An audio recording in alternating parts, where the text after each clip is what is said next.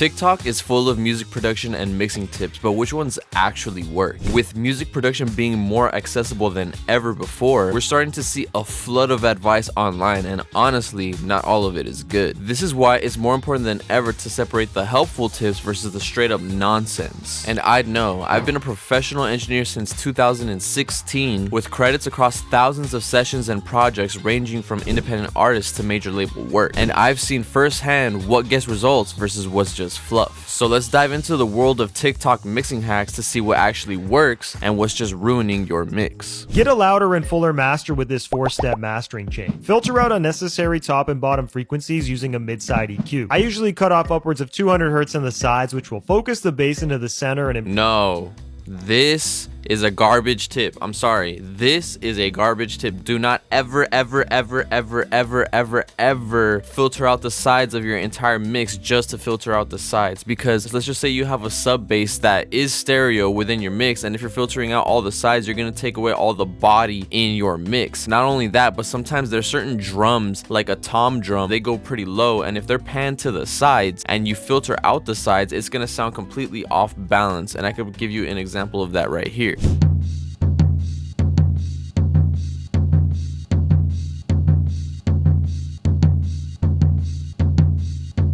That to me is a little weird. What's ending up happening is that the high frequencies of the tom drum are staying off to the right, but the low frequencies are being summed mono, and because there's some phase rotation going on, it almost sounds like it's actually slightly to the left. So like the fundamental of the tom is being separated from the higher frequencies of the tom, and it's just a really bizarre sound, and I don't care for it at all. Yeah. No thanks.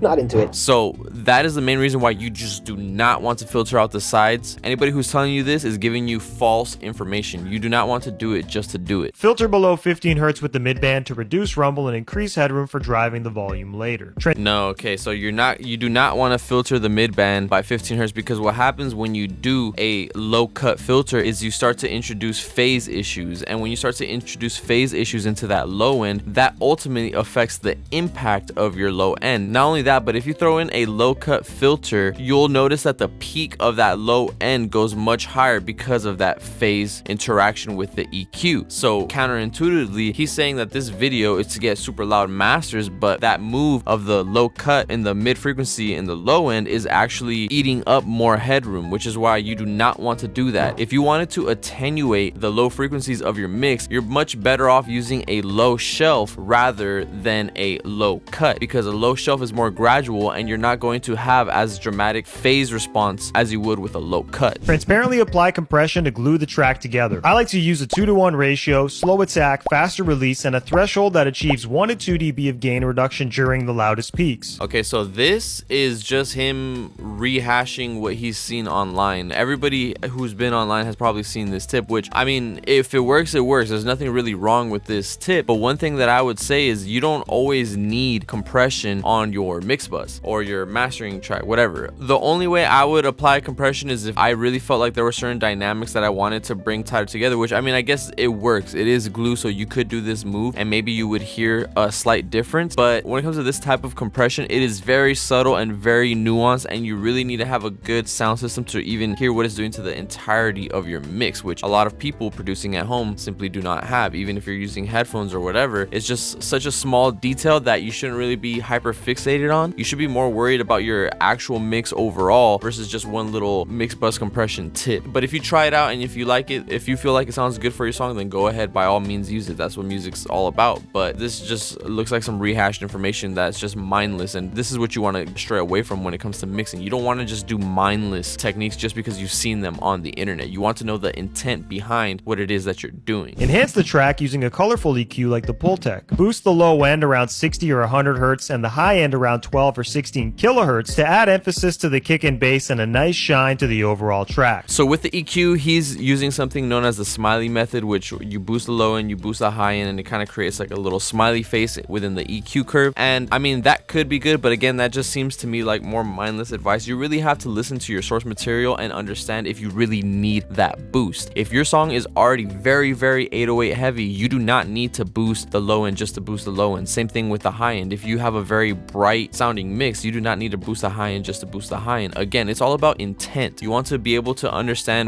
why you're making specific moves and then make those moves. Another thing too that's counterintuitive, because this video is saying you want a louder, more full master, but if you boost with an EQ, again, you're going to be raising that peak signal, which if you raise that peak signal, it's going to trigger your limiter much easier, which means at the end, you're not going to be able to achieve that louder mix. You want to control all your peaks before you hit the limiter, so that way your limiter doesn't have to do too much and your mix is already sounding loud under the hood without even needing to turn the limiter on in the first place. If you want to learn a little bit more about that, maybe let me know, I could make a video about that. But yeah, this video, there's a lot of funny stuff going on here. Use 2 limiters back to back with lighter settings instead of 1 limiter cranked. So like what I was saying earlier, you want to make sure you're not overworking your limiter. So you want to make sure that everything before you hit the limiter sounds proper, so that way your limiter doesn't do too much and you really can get a lot of loudness out of your tracks. So serial limiting is good, but again, that's why you got to make sure you have a really solid mix, and usually that's why mixing with the full track out stems is the best way to go about mixing your song, because you have control over each individual element in your mix versus just using something like a 2-track instrumental with the vocals. Want to catch the loudest peaks while lightly pushing the volume, and use the second one to drive the volume to the level that you want. Watch my full YouTube video to see this process step by step, and follow for more mixing tips. I'm sorry, I'm not following. I'm not gonna follow. So look, you see this got almost 10,000 likes and then almost about 6,000 saves. So just think about all that misinformation that is being spread. You do not want to use those tips. You will mess up your mix. And sure, yeah, like if you're working with a great artist, you can still break a song and have it hit Billboard top 5 billion, whatever, who cares, on the charts with these tips if you use these tips. But from a super technical standpoint, you do not want to be doing this. Thing that I struggled with when I first started mastering my own music was, how do I get this thing so loud and competitive but not distorted? So I want to show you in this video today how we can get around that. I want to set up 2 plugins on my master bus for Ozone 11. First one is going to be the dynamic EQ, and the second is going to be the maximizer. Next up, I'm going to set my output level on the maximizer so we have a brick wall. Now this is where things fall apart for a lot of people. We're going to start pushing the gain up.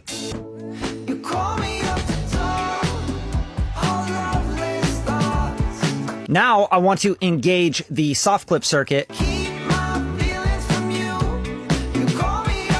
So this is where the dynamic EQ comes in, because now the dynamic EQ is feeding the maximizer, which means we can shelve down a little bit of that low end so that it's not feeding the maximizer as much of that low end that's clipping out the actual maximizer and the saturation.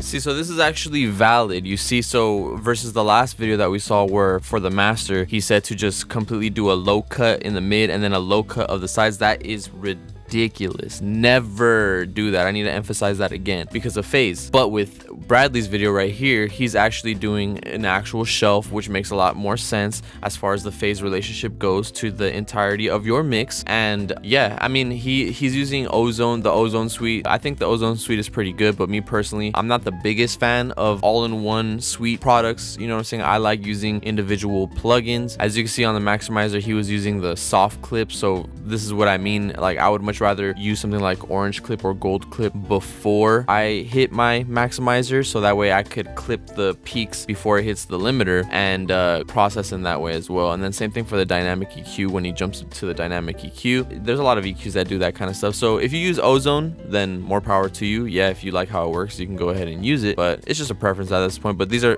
good tips so far. Let's finish out the video, see what he was feeding the maximizer, which means we can shelve down a little bit of that low end so that it's not feeding the maximizer as much of that low end that's clipping out the actual maximizer and the saturation. You call me up to talk, all loveless thoughts. You call me up to dream about all you want. I keep on dreaming of you, 'cause I'm wanting you. And that's how we get our really loud master without distortion and artifacts. Okay, cool. Yeah, so that one's pretty good, pretty solid tips. Yeah, and as you can see at the end, he had to gain match the master, because when you throw on a limiter and if you turn it off and turn it on, you're gonna hear such a dramatic difference in volume. You're gonna think that the difference in volume makes your mix sound better. So if you really wanted to be super technical, always gain match your final output, so that way you're hearing what the limiter is doing to things like your transients and your dynamics and all that other good stuff or whatever. so that way you're not thrown off by the sheer loudness that is being added from the limiter. But overall, super solid tips from Bradley. Now let's move on to the next one. So this is another friend of mine Mixing right vocals. here, Mr. David Nazi. Let's see what he got here on his tips for mixing vocals. For beginners. All right, so mixing vocals for beginners. Let's see. In it, tune it, Good, remove good. resonances, DS, Good. use a little bit of gentle limiting if you have really spiky vocals, not more than 1 dB, compress with a Okay. wideband compressor if the vocals are well recorded, or use a multiband compressor if the dynamics of the vocals are wildly different between highs, mids, and lows. Send your vocal to a bus for some parallel saturation. Use your favorite saturator to taste to add some power and density. Send both the dry track and the parallel saturation to a summing bus. On the summing bus, don't be afraid to DS a little more if you need, and to add a second stage of compression, tighten up the dynamics even more. And from this summing bus, send your vocals to the effects. Now the day bleeds into nightfall, and you're not here to get me through it all. Follow Mixbus TV for more. So again, that's all pretty valid. What I'm seeing in the comments is pretty funny right here. Bro said for beginners. Okay, so then open the computer and yeah, bro, what? So that's pretty funny. So yeah, I can see how that is a little bit confusing, like especially when you talk about multiband compression. That is not a very easy concept for beginners to grasp, let alone regular compression. So this is not for beginners. This is a little bit more advanced. But again, you just want to strip it down to its bare bones. First, it all starts off with a solid recording. So if you get a super solid recording, then you're already a good majority of the way there. That matters more than anything else. And then also the delivery of the artist. But then after you do that, again, it's just slight EQ, slight compression. The reason why a lot of people use de-essing is if the sibilants are too hard and they're scratchy to your ears, then you want to obviously apply some de-essing. You know what I'm saying? When they say tame resonant frequencies, those are frequencies that whistle within the delivery of your sound source, whether it be a vocal or if you're mixing, let's say, a guitar or maybe a kick drum that whistles or something like that. You just gotta practice a little bit more to hear those certain things. And then as far as when he was talking about using multiband compression, if the dynamics range widely from mid to lows to highs, usually in a vocal that's not really gonna happen unless you're recording in a poor recorded space, which is something like a small room or a closet. You're gonna get a lot more bass frequencies than mids and highs because of the proximity effect. And not only that, but the reflections are gonna go from the voice to the microphone and the voice to the wall back into the microphone, which could create some sort of comb filtering. So overall, this is a solid video, but would it be for beginners? I'm not too sure.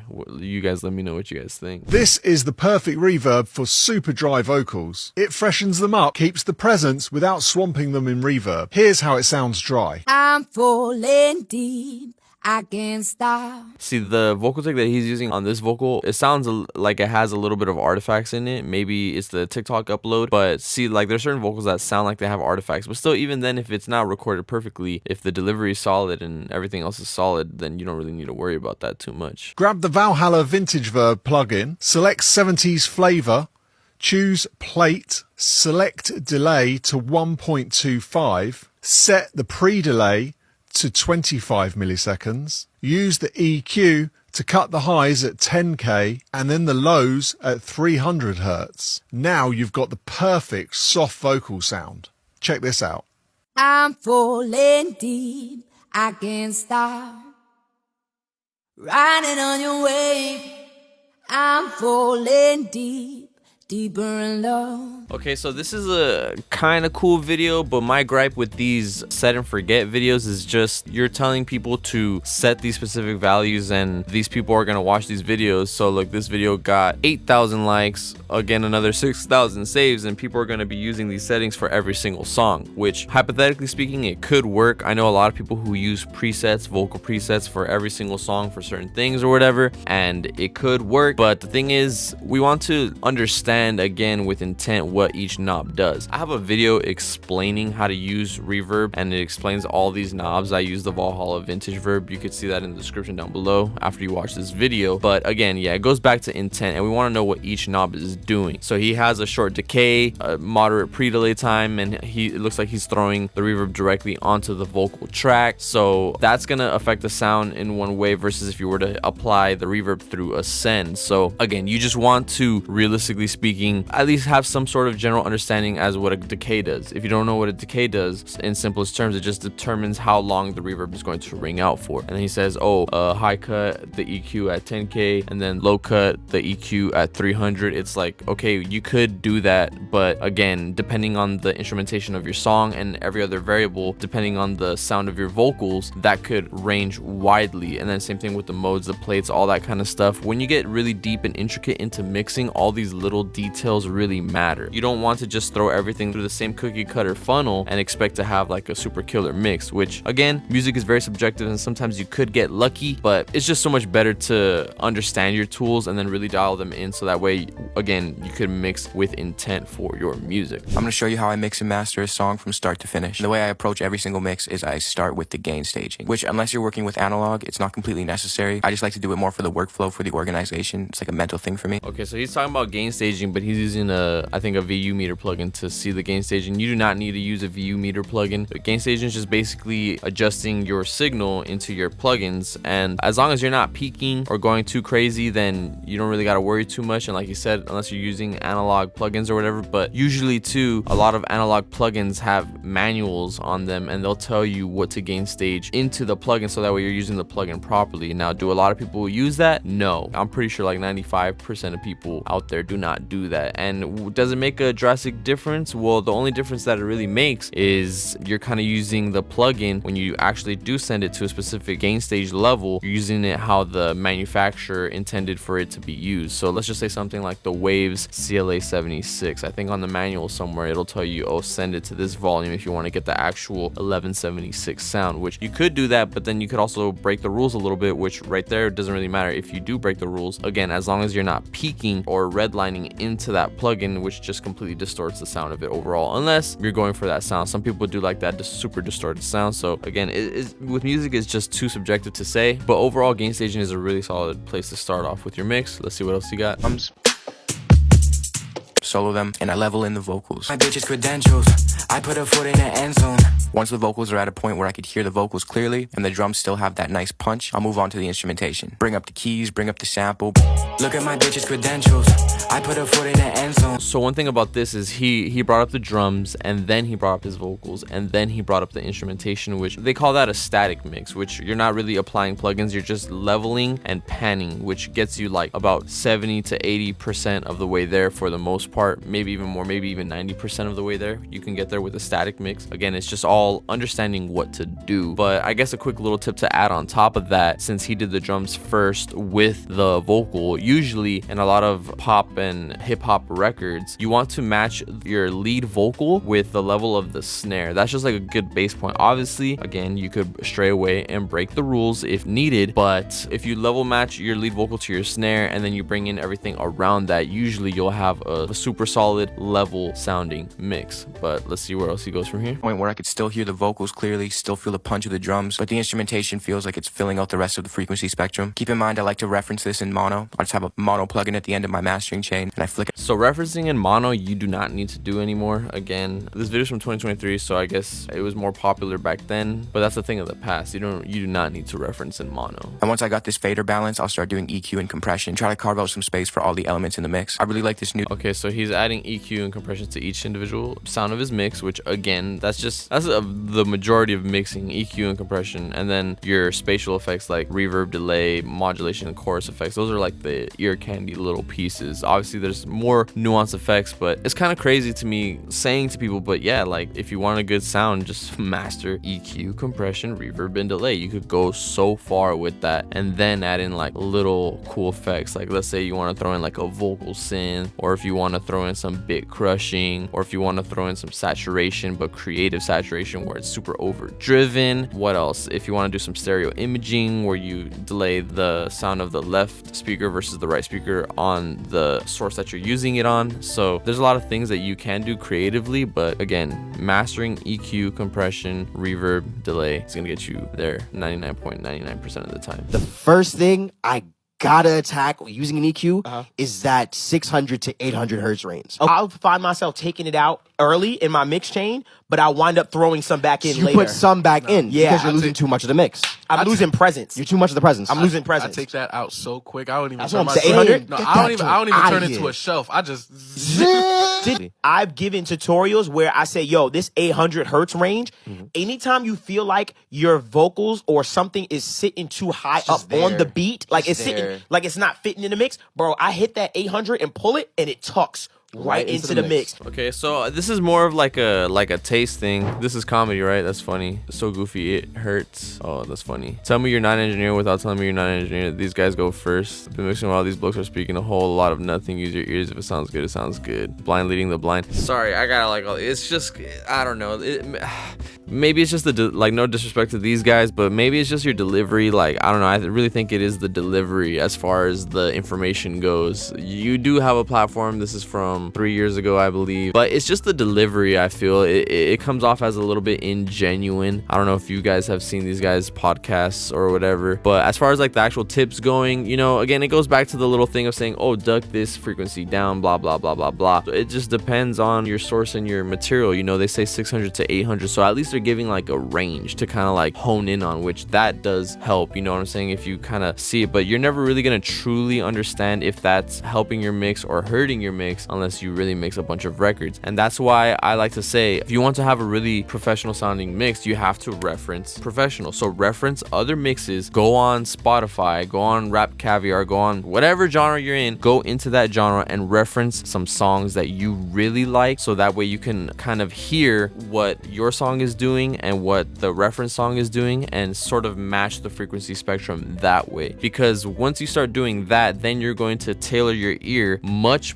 quicker to what your mix should sound, hypothetically speaking, in that genre. So yeah, I would much rather do that than just to say, oh, only 600 to 800, because again, every genre is different, every delivery is different, every vocalist is different. So that's why these comments are pretty funny. This so goofy it hurts, that's a very punny joke. That's a very punny one. But I mean, look, 12k likes, only 4,000 saves, so it has less saves, but it gets more interaction. I mean, I'm not too sure how their podcast is doing now. I'm not too sure if they're still doing it, but it's just some pretty funny and pretty interesting clips. Let's see what else we got. Vocal chain, hopefully losing. 103 Avalon, CL1B on fix. Chain in the box, Pro Q3, there's a little R compressor, CLA vocal, the Waves SSL, and the Plugin Alliance channel strip. Soothe, little Alter Boy, Echo Boy, the Air Phaser, Reverb, and then a Pro Q3 Air stereo width. Okay, so I did a parody to Mr. Ivan's stuff. Secret sauce of Billboard charting engineer. Yeah, so my secret sauce is reverb on the sub bass with like a 70-second decay time. I also like to put 3 stereo wideners on the master, and then every single time, this is very highly crucial, you want to put auto-tune on all your drum tracks, because if not, then your transients just won't sound right. So that's the secret sauce for you. Because I don't know if you guys can see it, but it's a little bit comedic to me because it just sounds like a lot. It's like, oh, we're gonna do this, that. You look at the comments, look, it says, so processing music, basically, my computer's gonna sound like PS3 if I try this, get a better computer. Let me see, like $10,000 worth of plugins. It is not $10,000 worth. RP to everyone trying to copy this. So it's just a little bit comedic seeing these videos. I mean, shout out to Ivan. This is great content, good little platform. I think he also commented too on that video saying, I love my haters or something. I'm not hating, it's just comedic sometimes. But again, back to me beating the same thing over and over and over and over and over. Just because somebody like Lil Uzi Vert or Lil Uzi Vert's engineer used this specific chain doesn't mean you need to use it one-to-one. So I'm speaking into this Audio Technica right here. I could go from Audio Technica into a Scarlett interface, into Pro Tools, whatever DAW, and I could still make a super solid sounding song. It doesn't really matter about the vocal chain. Yeah, certain microphones have more characteristics, like if you use something like a Sony C800G, that's a very bright microphone. The Neve 1073, which is standard, everybody uses, has like a specific sound, and the TubeTech CO1B is another compressor that has a nice sound. So the analog chain matters a little bit more than the in-the-box processing chain, because in the box you have the ability to use a billion plugins, and there's billions of different plugins that you could really use. But again, it's just more so learning about how to use your tools versus copying what a specific artist, celebrity, or whatever uses on their vocals. But I think that's gonna be it for today. If you want to learn how to actually mix some stuff versus me reacting and talking about it, then check out this video right here. I guarantee you will learn a lot about everything that I discussed in this video, about how to mix your vocals, the theories, and everything behind that. So again, if you wanted to learn, you could click this video right here. And if you didn't want to learn yourself, but you just wanted to get your song sounding professional and have somebody else mix a song for you, then feel free to click the first link in the description down below, so that way you could submit a mix request form to me and we can go ahead and mix your song and get started on whatever project you may have. So thank you again for watching, and I will see you guys in the next one. Peace. Also, let me know if you guys like this reaction style content. I'm so willing to do Instagram, YouTube, some more TikTok, so we'll just keep it going. All right, cheers guys, peace.